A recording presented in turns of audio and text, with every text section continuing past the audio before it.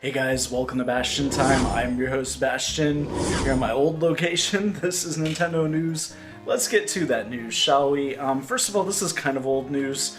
I meant to record about it in a video at some point last week, but somehow I skimmed right over it, so whoops. But anyways, then we learned some new pieces of this anyway, so I guess it's for the best. But I didn't get to it last week, but anyways.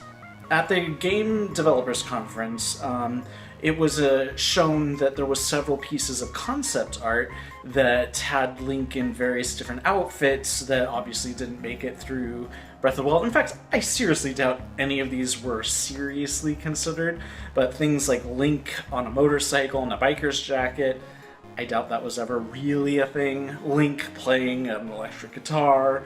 There was one of Link in a tracksuit with a really goofy looking hat. Thank goodness none of these things actually came to be.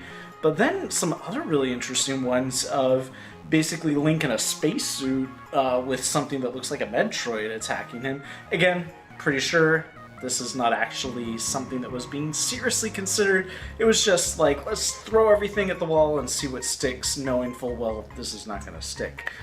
There were other things that were announced. For instance, there was going to they were thinking about developing a game called HYRULE Wars: The Legend of Zelda, and then a different one about space aliens attacking called Legend of Zelda Invasion. Obviously those things didn't happen, although I will say with Breath of the Wild it really does seem like some of this stuff might have ended up in the game. I mean, those drone things that are basically like flying guardians, that's awfully UFO-like, or at least very modern technology. I love Breath of the Wild, don't get me wrong, but there are some aspects of it that I'm like, this is not Zelda.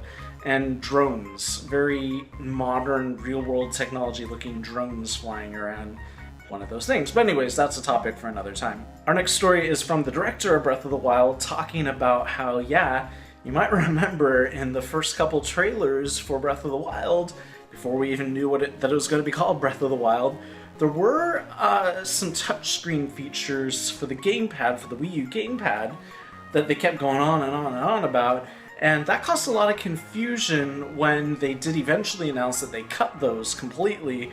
And there was one person, one of you viewers, who kept commenting saying, no, I'm sure it's going to be there for the Wii U. And it's like, no, it really isn't. They're cutting it. It's completely gone.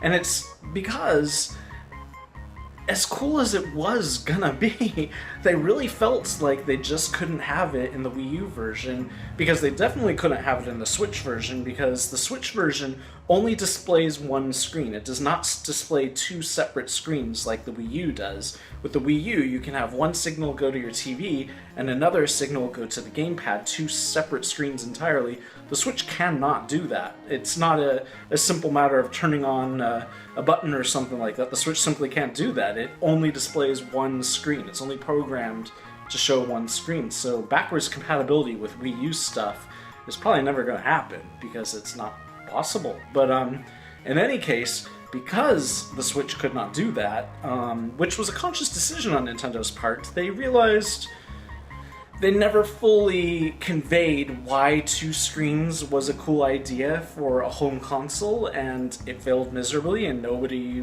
really reacted to it, so they were like, never mind, we just won't do that with the Switch then.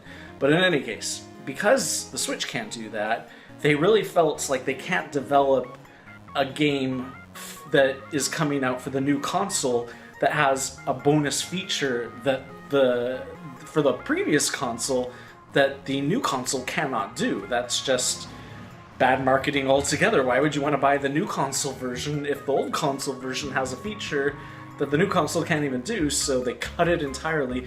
And in one interview, the director, or maybe it was Eiji Aonuma, it wasn't the director, was like, yeah, but you know, we realized it's not that big of a deal because, you know, basically he was...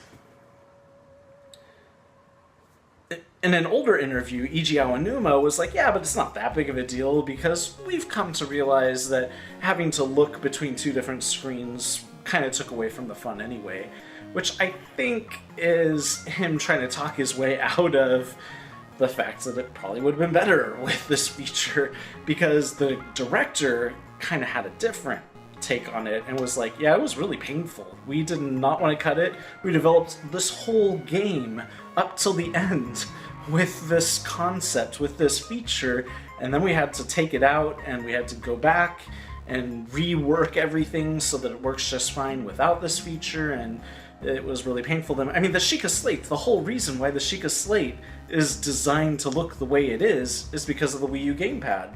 That was the whole point.